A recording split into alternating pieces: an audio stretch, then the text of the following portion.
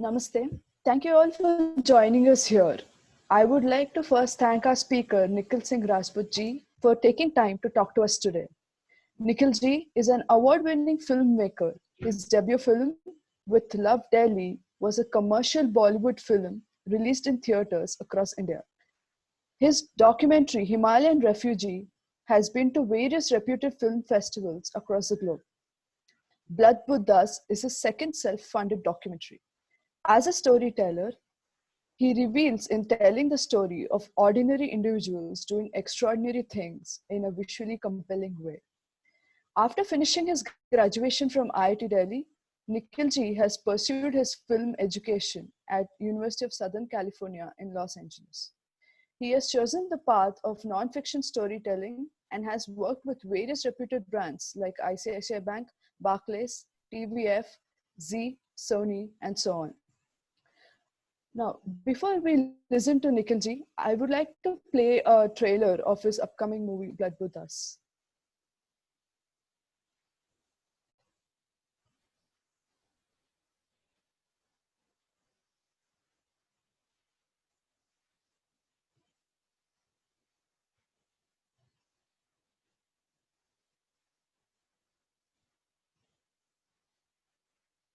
प्रधानमंत्री नरेंद्र मोदी के अमेरिका दौरे के पहले दिन ऐतिहासिक महत्व की कई मूर्तियों को भारत को सौंपा गया। भारत से तस्करी करके लाई गई मूर्तियों में से कई आभार जताया है।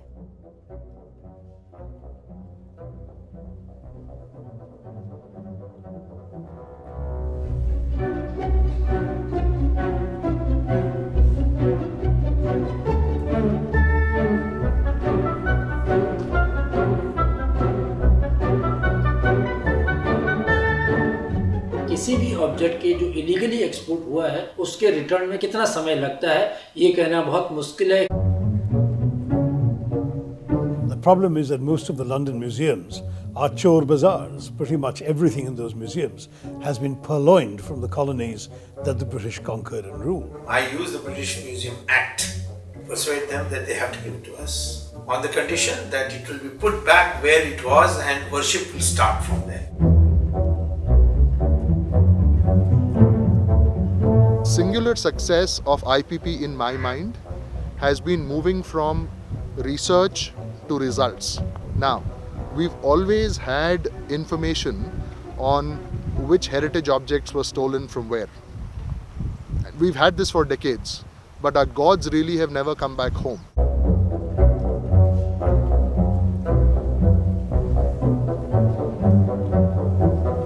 We have been able to see an increase in the import of Indian antiquities to the United States. And in fact, in 2016, the legitimate or declared import was almost $80 million. The legitimate is an indicator for what's happening in the illicit trade, and that those numbers from India are increasing as well. The Homeland Security guys, ICE, in the US, conducted a raid. One day, one dealer, one set of warehouses. And they found $106 million worth of antiquities.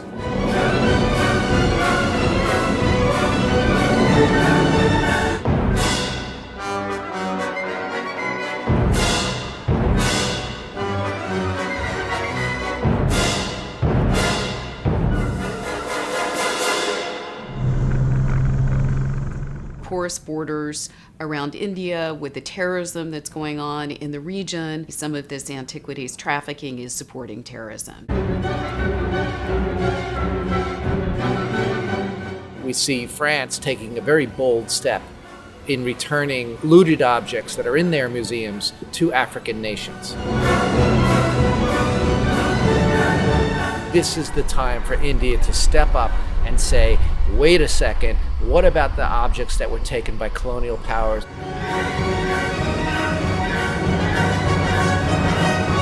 Heritage that you've taken away from here, by right of conquest and nothing else, I think you need to return them. That's one concrete thing you can do.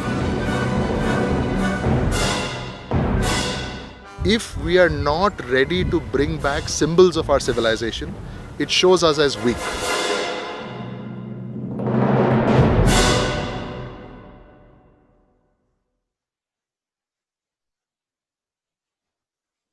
Yeah. That was an awesome trailer, Nikhilji. And before I hand over the talk to Nikhil ji, I would like to let you all know that we will have a question answer session at the end. And please ask any questions that you may have in the comment session, and please subscribe to our YouTube channel. Over to you, Nikhil ji. Thank you. So for those of you who could not hear the sound of the trailer, I hope everybody did. But if you did not, you can always go on YouTube and search Blood Buddha's trailer. But in short, the film is about an ongoing illicit trade which steals and smuggles India's heritage in the form of murtis and other things also. But I have focused on murtis. So how that trade is still flourishing and it is being stolen, and there's a well-established network of thieves who then smuggle it out of India. And to give you a small hint of the economic activity around it, one Indian origin art dealer called Subhash Kapoor, his warehouse was raided in New York, and he had $106 million worth of Indian murtis. So this is just one dealer, and this is just one warehouse. So in the last 1 or 2 years, you would have read the news that US is returning XYZ number of murtis back to India, or Australia has given back murtis to India. Those are all sold to museums by Subhash Kapoor, and he had acquired them after stealing our murtis from various temples across India, mostly from Tamil Nadu. So that was in short the film, and then the film, of course, focuses on what people are doing to get them back.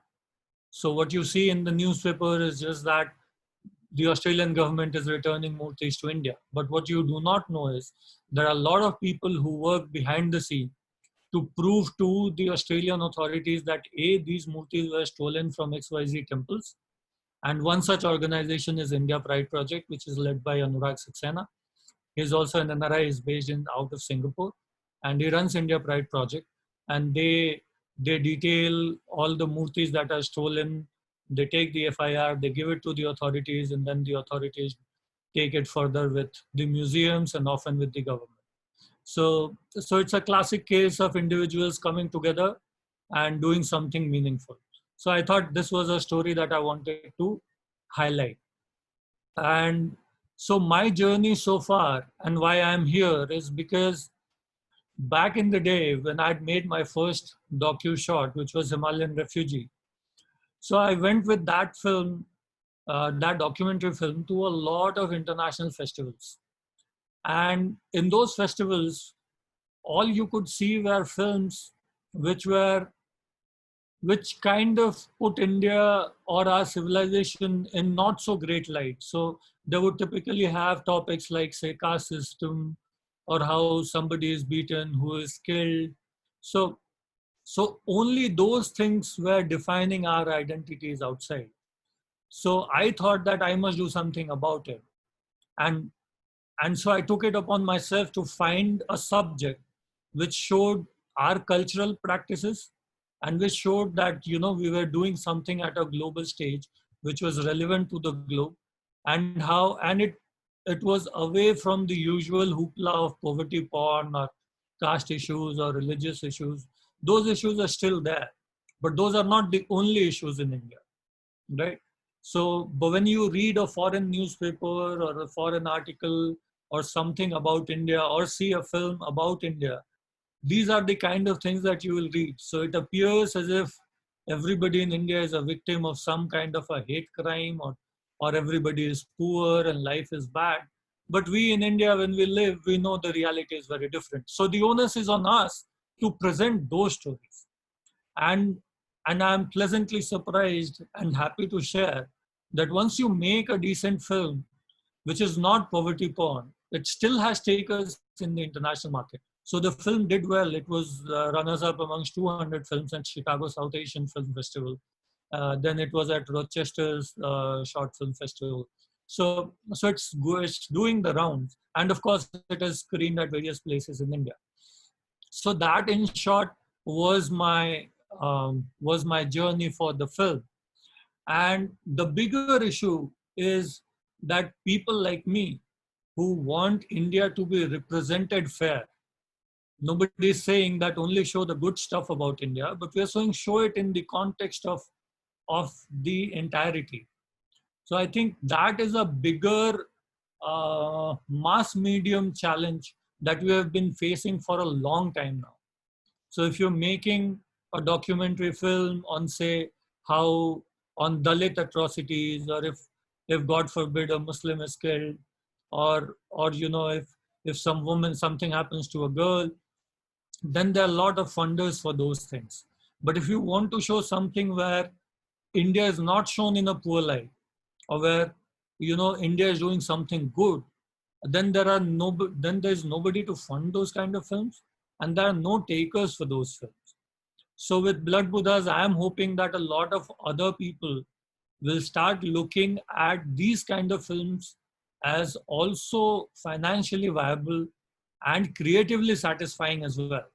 So enough of Rona Dhona. Let's also talk about the good things that are happening and the success stories that we as civilization or country or religion are achieving.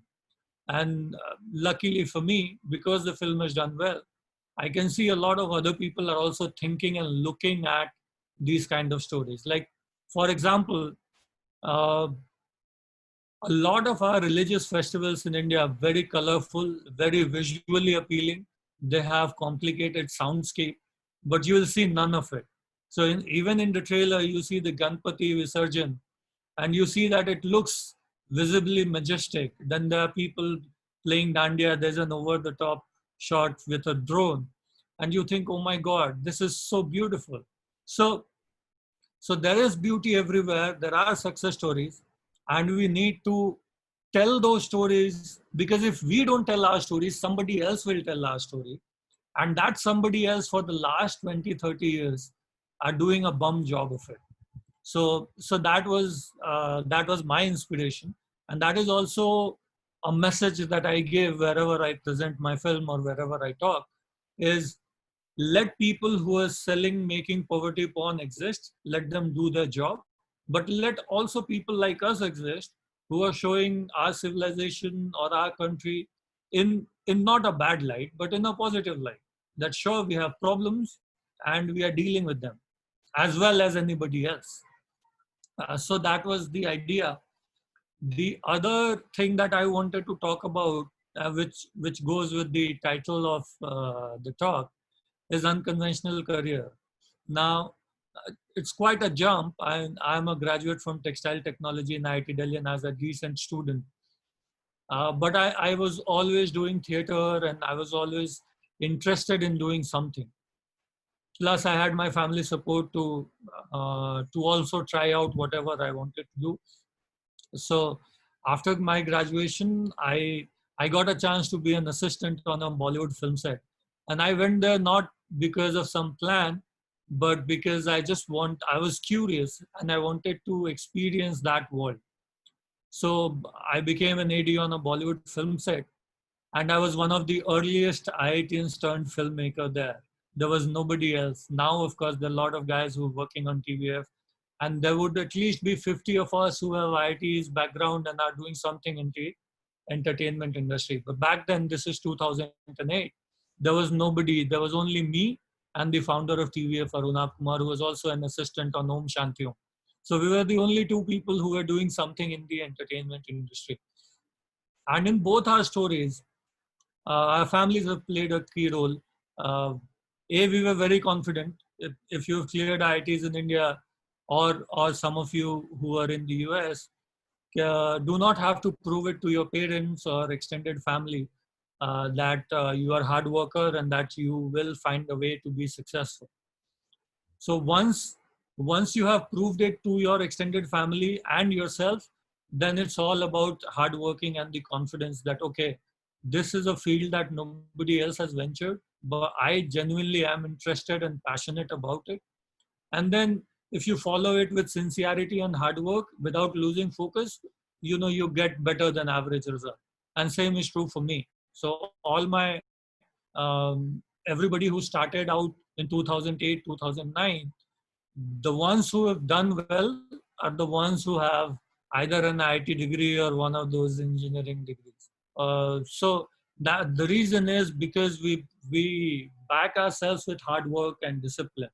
So anybody who is in two minds about choosing a career or taking or following something that they're passionate about, uh, I I am a good example, and take it from me that it won't be easy, but it will be fun. And if you can back it with hard work and sincerity, you will see results. You might not see great results starting off, but you will see results. And I'm not alone. A lot of my batchmates who started out in the startup culture, which back in 2008 had not taken off in India. Startup has only become hip in 2012, 13 and beyond. So all of my batchmates who started off there went through the grind, and within 4 or 5 years, they've done well. So uh, to give you some examples, Farms and Farmers is something that started by a junior of mine from IIT Delhi. Then there was Tripoto, which is a batchmate from mine. So there are a lot of these startups. Some of it I don't recall right now, but they've all kind of been through the grind, hustled for 2 or 3, 4 years, and then they found their feet. So I think the idea is whatever your educational background is, treat that as a confidence boosting step. And if you are in two minds about whether you want to start a company in the US or back in India, and you're thinking, okay, I have an easier option that my degree will enable me to get a regular job, there's nothing wrong in it. But if you do think that you would want to try something out, then this is the time to do it. And the good news is it's all possible if you do it with hard work and sincerity. That's all it takes. There is a learning curve, of course. Don't expect miracles in the first 1 or 2 years, but then things do fall in place for people who are hardworking and sincere. So that's my short point of view on choosing unusual careers or straying away from a path meant for you. All I can say is the journey is fun. It's been more than 10 years now, and it's fun. It's been challenging, but I've learned a lot. And compared to my peers who took the usual path, I can say that I have a more eventful life, a more fulfilling life, and I'm doing decently well financially also. So that's my nutshell. Of course, if you go through the usual path, you start getting, you don't have to hustle as much. So that is definitely there. You don't have to hustle as much. You will find mentorship through extended networks. Whereas if you're trying something new, there's a lot of learning curve and you'll fail more than you'll succeed. But I think give yourself 3, 4, 5 years. Post it, you'll be on the same stage as somebody else. So that's my idea. Over to you, Neha.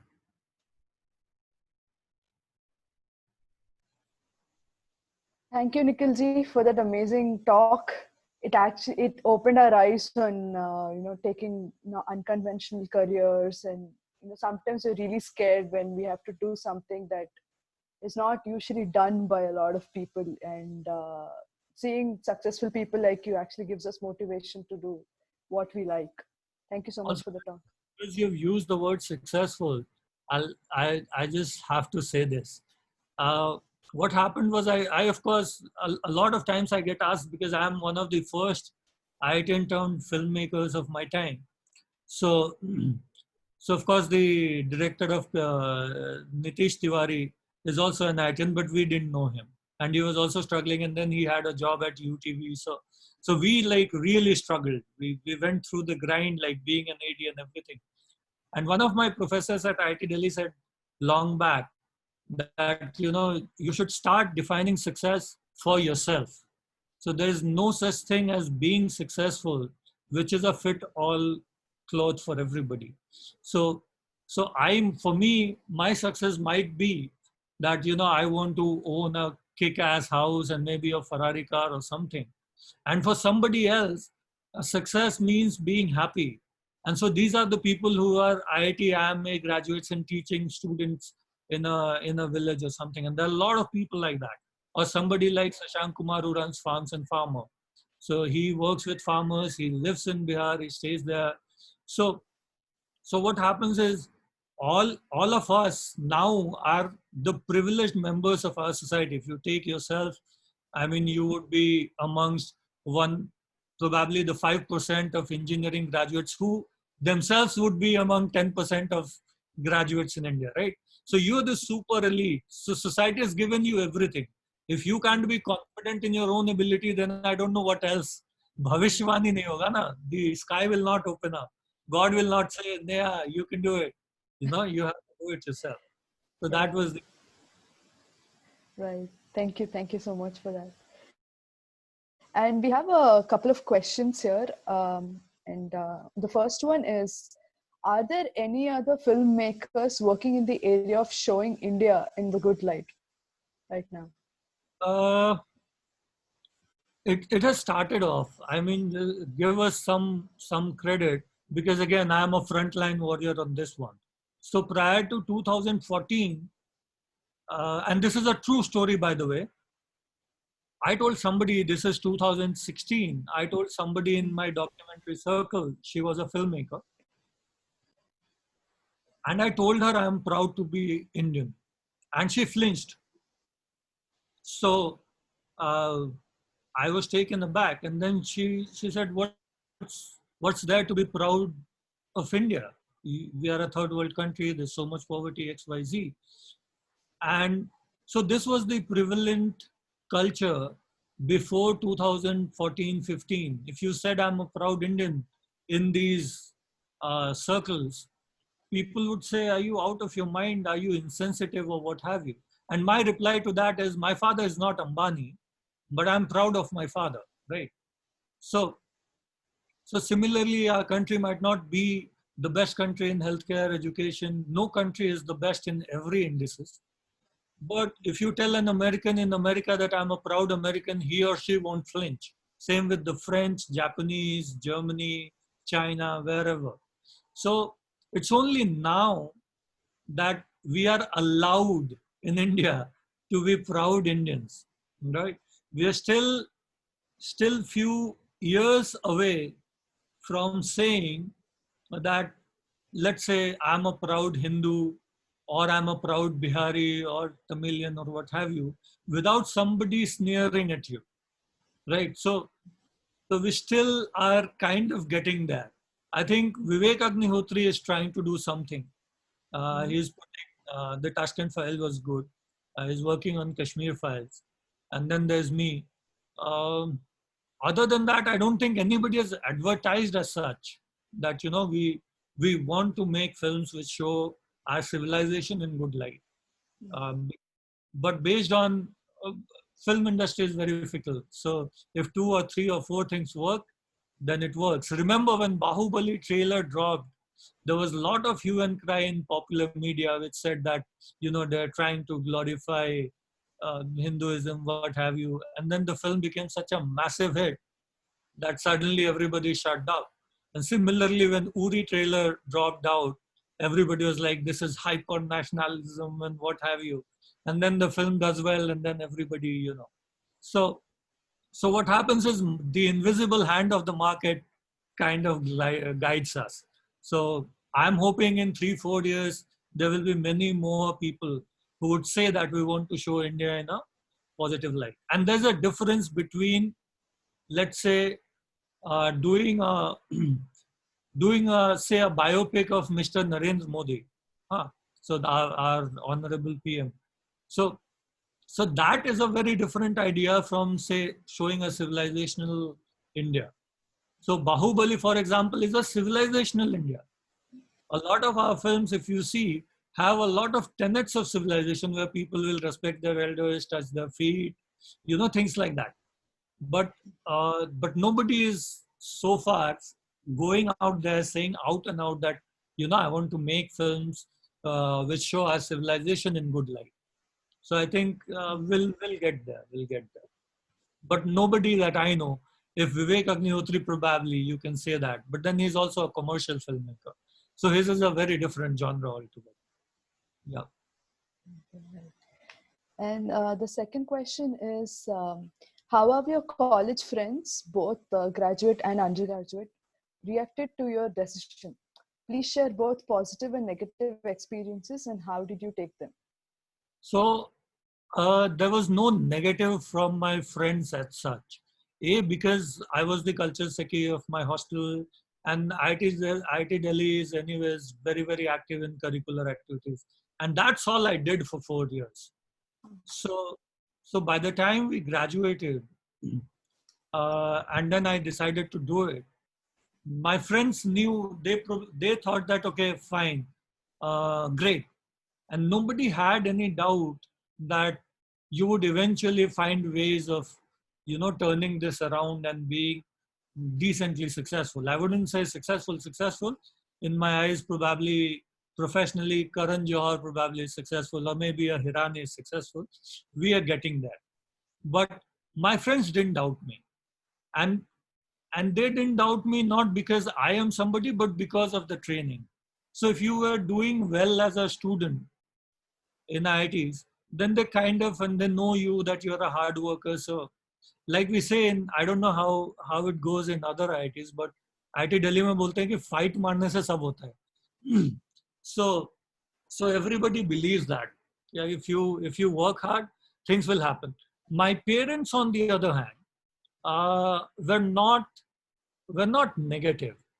So with my parents as well, they knew that if I put my heart and soul to something, I generally do it. I generally achieve it.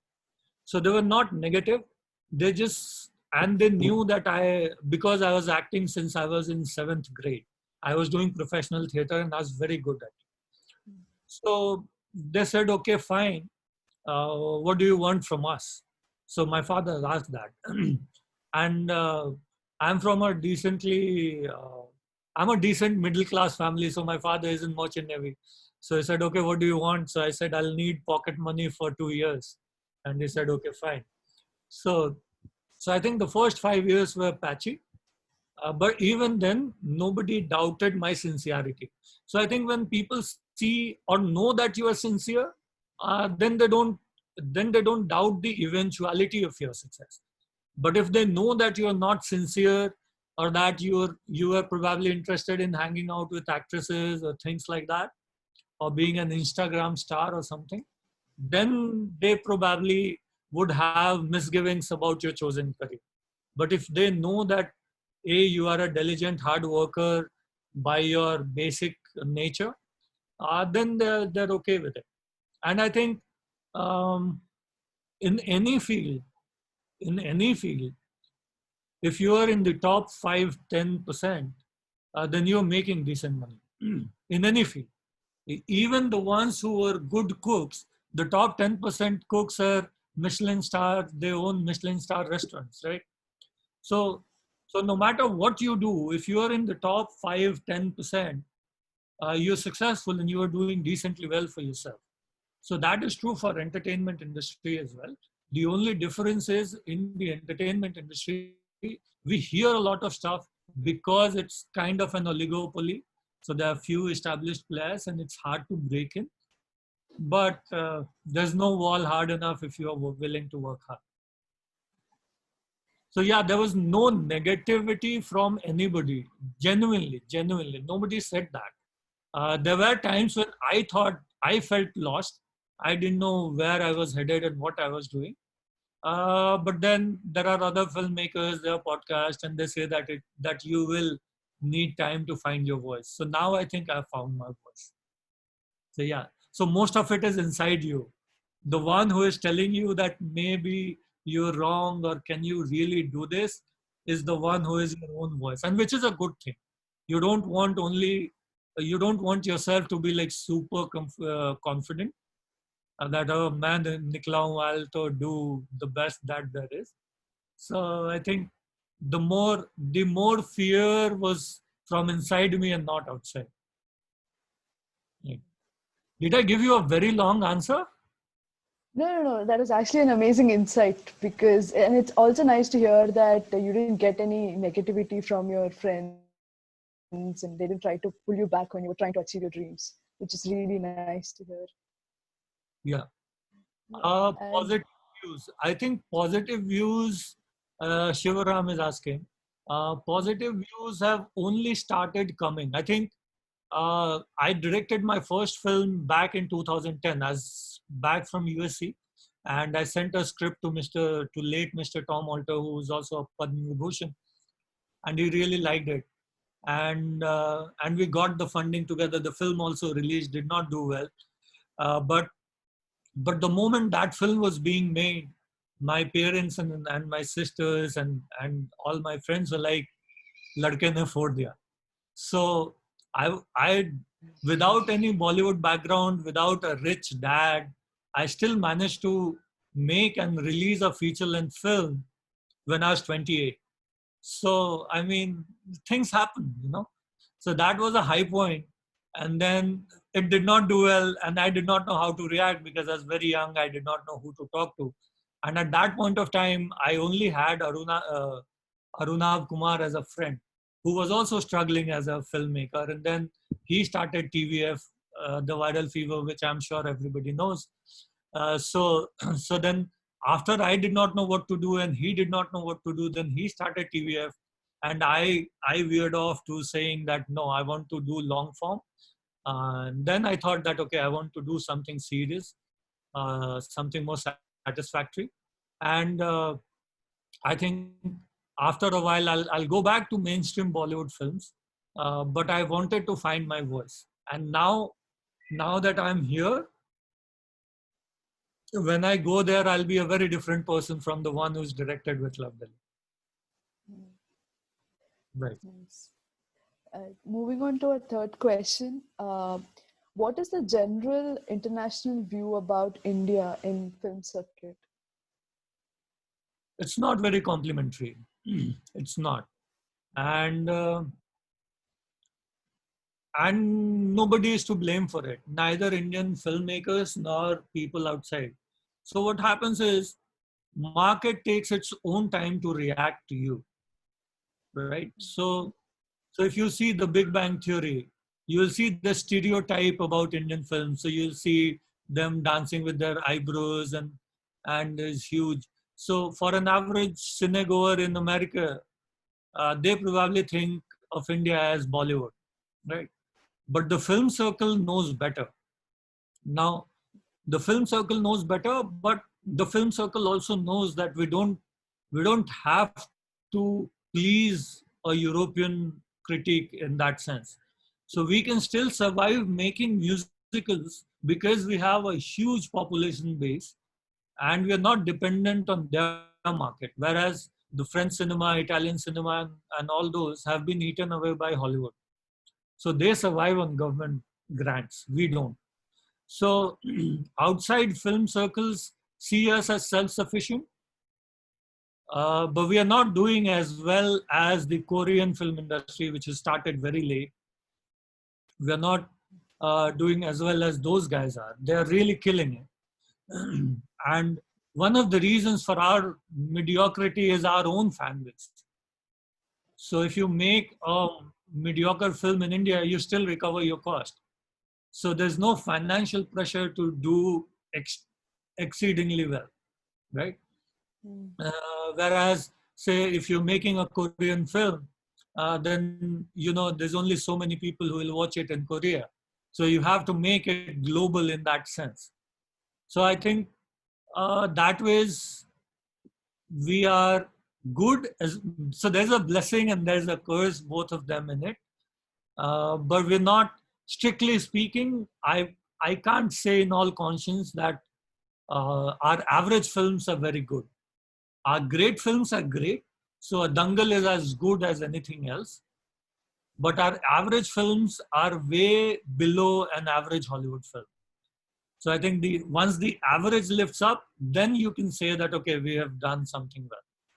But that is not happening.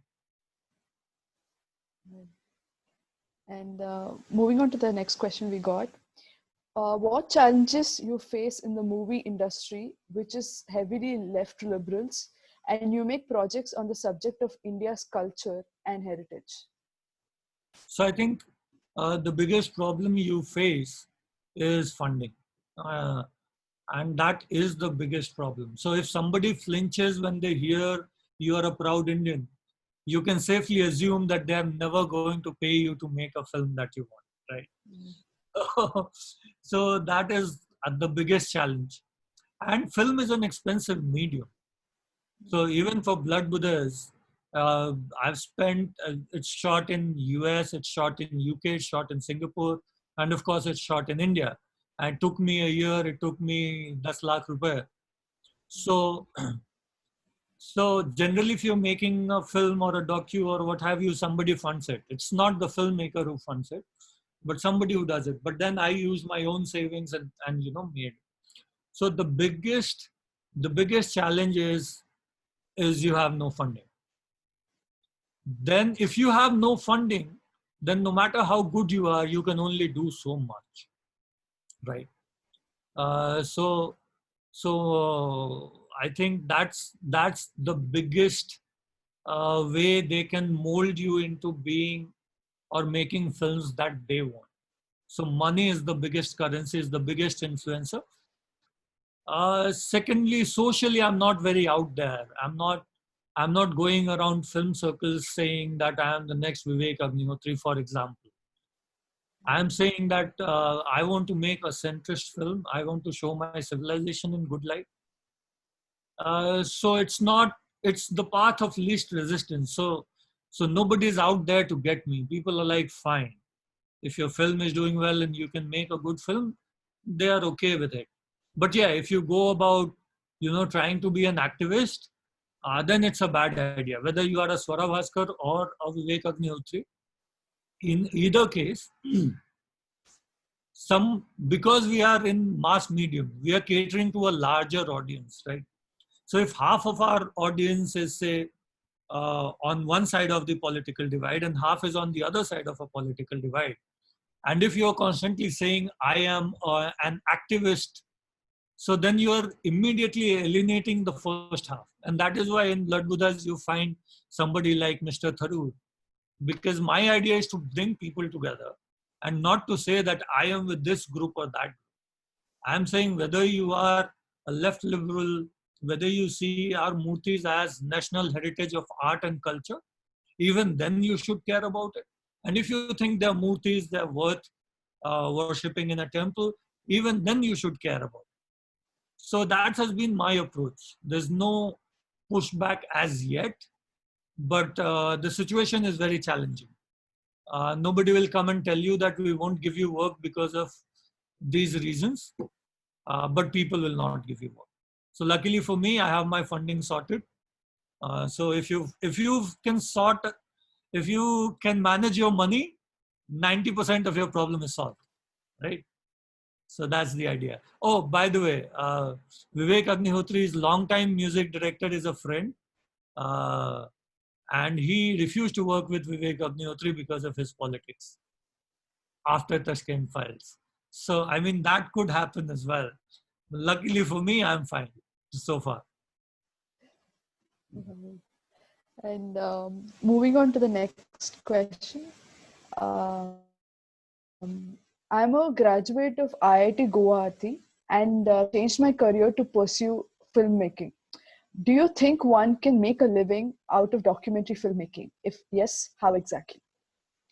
People can make a living out of documentary filmmaking, but you will only be able to make a living out of a documentary filmmaking. And that may change in the next 5 years.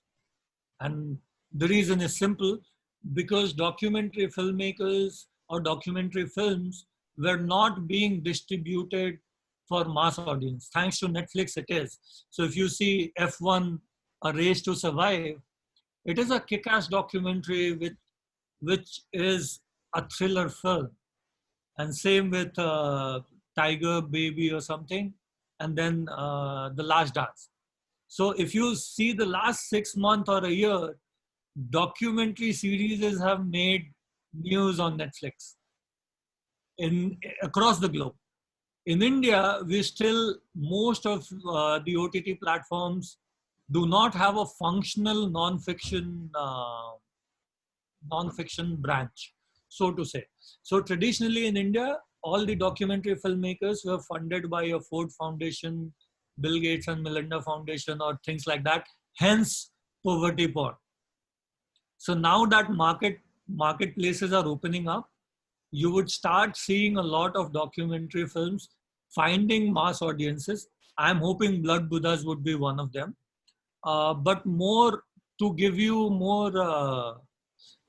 more precise answer, there are a lot of, if you make documentary films, then what happens is you're making non-fiction. A lot of brands are also making non-fiction promotional videos. So I've just done a 5-minute short film based on a true story of AirAsia. And I got that because I had a non-fiction background. So they could have given it to any ad filmmaker, but they gave it to me because I have a non-fiction background. So it's catching up, but you have to be really good. Unfortunately, if you're making a short or a documentary, you might not be very good, but nobody will tell you that you're not very good. So you have to be very conscious of your own failing and constantly benchmark yourself with the best practices of the world, not India. So there's a docu-series of India called Raja Rasoi or Anya Kahaniyan. It was on Epic Channel and then on Netflix. There are a lot of cooking shows which are non-fiction shot in India, but that one was really made well. So you have to be very smart and see that what is doing well, why is that doing well, and how does it look, feel better than its contemporaries or its competitors. Right? Yeah, right. Thank you. And the next question we have is, what are the other avenues that you think people outside can contribute to changing the image of India? So I think first and foremost, you are the biggest ambassador of the country in that sense, right? So what happens is you could read 50 articles about a place, but if you meet one person who's really good, then what happens is you immediately change, because those 50 articles are somebody else's reality. Like how you hear people saying, oh, and this would be true in US, that you meet a Pakistani student who is very well behaved, polite, gets along well with you, and then suddenly you think that, okay, maybe Pakistan is not what I read, you know. So we are the ambassadors. I think what you can do, or what somebody else who is living outside India can do, is first and foremost by expanding your own horizons. And this is also something that I wanted to talk about. When I was at USC, all the Indian students who were doing engineering in either electronics or computers, they were only living amongst Indian students. So they had a typical American colleague, but he or she was not really a friend. So he or she was just a colleague. You met in the lab, kind of hung out, you met for a coffee once in a while, but he was not your yar, right? I, on the other hand, had an Italian roommate, right? So what happens is we have to reach out to other people and get out of the bubble. And it works because if you are in the US or Singapore or wherever, or in the UK, that culture is very different from your culture. And you should allow that culture also to assimilate into you. So unless you start fraternizing with people who are not like you, which is diversity, which is why every company now stresses on diversity, because it really gives you a great insight into how you can, see the world. I'll give you an example. Before going to USC, the prevalent thought in India was, if you want to be a filmmaker, you become the assistant of a good director, assist him for 5, 6, 7 years, and then maybe one day he or she will give you an opportunity to be a director. When I came and when I was studying at USC, the prevalent attitude in US industry was, if you want to be a director, direct. So if you see how Hollywood is structured, ADs never become directors. They become UPM, which is Unit Production Manager. So the Directors Guild of America has an assistant program, has an intern, but they don't make directors. You become director by directing. So immediately when I came back, I said, I don't want to assist anymore. I want to direct. And so I directed. So similarly, I'm sure when you start fraternizing with people who are in the US, there will be a lot that you will learn from them, and there will be a lot they will learn from you. And that will help you, as well as it will help their attitude of India. So to give you another short example, one of my actress friend lives in New York and she has a career in New York. And she came to India right around the CAA protests were happening. Oh, by the way, I'm making a documentary on it also, on Pakistani Hindus who were seeking asylum in Rajasthan. So she came to India, and I went to receive her on the airport because, you know, she's a great friend. And she immediately said, Yaar bahar, I hope everybody understands Hindi. I'll translate it into English, of course. She said, if you read New York Times and everything, it feels like the swords are drawn and everybody is out there to kill everybody. And we just laughed. And she is a typical left liberal at that, right? And I'm a centrist. But even she knew that what she read in outside in New York Times or Washington Post, she knows that's not true. So what happens is we have to start, you know, we have to be our own, and introduce people to what India is all about. You know, anybody who visits India goes home thinking what an amazing place. You can see all those YouTube travelers and people from Israel and everybody. So I think if they become your friends, you're fine. Next. Okay. There is a complaint about IITians that they go outside of India and work outside of India after getting the best possible education in India. What is your perspective on this? My perspective is very simple. It used to happen very regularly before 1990s. And the reason was simple. If you read Sandipan Dev's IITian, he's made a very, very valid point. He said, if I know I'm better than you in terms of hard work, in terms of talent, in terms of my, you know, educational background and everything, and if I think that I am being sidestepped because the other guy rises on his seat the moment he sees you and says, yes, sir, thank you, sir. Oh, sir, you are so great, sir. Then, you know, I'll say that this environment is not fair to me. And so I will go to an environment which is fair to me. Now, let us say that this particular IITian knew that the environment is not fair to him or her and still continued there and ended up being mediocre, right? Now, if he or she ends up being mediocre, A, they don't serve themselves, they don't serve their society, and they're definitely not serving India.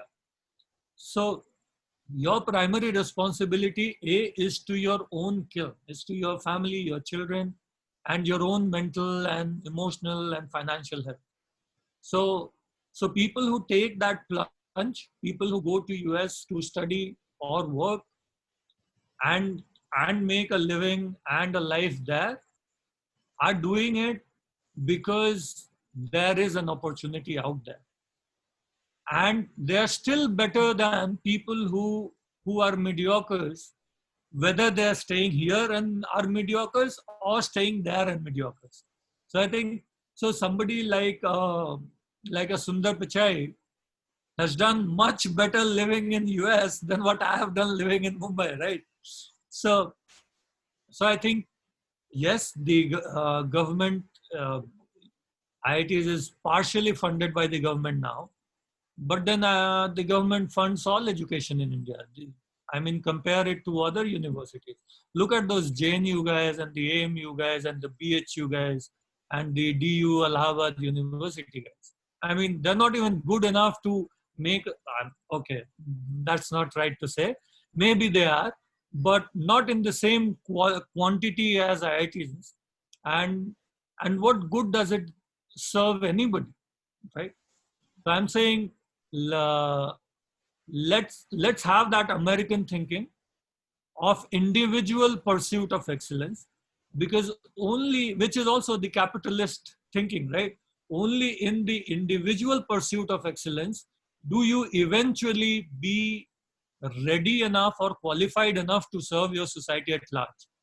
If you can't feed yourself and you're not mentally, happy being somewhere or in a certain work environment, then why not? Today, of course, in India, because of the whole startup culture and because all the other multinationals are also in India, I mean, people are here. But, if somebody wants to be outside India, if tomorrow I want to work in Hollywood, it's very difficult because culture is very culture centric. So films are very culture centric. But if I was a techie and if I thought that I have a better chance of working in Google if I graduate from, let's say, Berkeley, rather than graduating from doing my master's in IIT Delhi, then, I should do that, right? And the last question that we have is, what are your upcoming projects? So in a few days, we'll be releasing the trailer called Stateless, which is about Pakistani Hindus in Rajasthan who are seeking asylum. And we'll also have a second part of it, which would be either Afghan or Pakistani Sikhs who are seeking asylum. And then there will be a third part of Bengali Hindus who have come from Bangladesh and have settled in India. So that will be a series, I think 20-25 minutes each. And there is a very, very, very exciting project which I do not want to jinx it. Hence, I'm not saying it here right now, but it will be very big. And once this lockdown is over, I'll get the paperwork. Once the paperwork is done, I'll happily announce it. Suffice it to say that it would be the biggest announcement in terms of cultural films. So something unique, something very wonderful is happening in India, and nobody is making a docu about it. And I don't want to jinx it. I don't want others to know it before I have my paperwork together. So I'll not say it. But the Pakistani Hindus and Sikhs and Bangladeshi Hindus, that documentary is in the works. So part 1 is done. Part 2 and 3 will start work very soon. Right. So thank you, Nikhilji, so much for that wonderful session that we had. And I enjoyed it thoroughly and I got a new perspective about a lot of things. And everybody can find me up on Facebook, Twitter, what have you. I'm not a huge star, so don't worry. I'll accept your friend request. No problem there. And we are all very, what do I say? We are kind of in the same boat. I've come back from the US. You guys are there. So, we're still kind of connected in a sense. So we'll have a lot to talk about. Thank you. Right. And I would also like to use this opportunity to tell you all about our weekly activities that are still happening online. If you're interested, you can find the details on our website present in the description below. Right. Thank you. Thank you once again, Nikhilji. Thank you. Namaste. Namaste.